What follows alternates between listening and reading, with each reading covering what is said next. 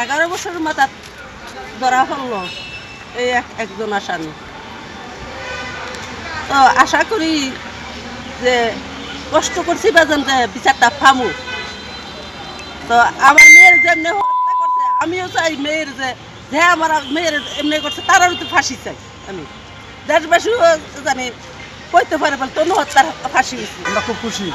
আসামিটা 11 বছর পর দেখলাম, কাঠগড়ার দেখলাম, 7 দিনের রিমান্ড চাইল। আমিও বিচার চাই, দেশবাসীও এটার জন্য বিচার চাই।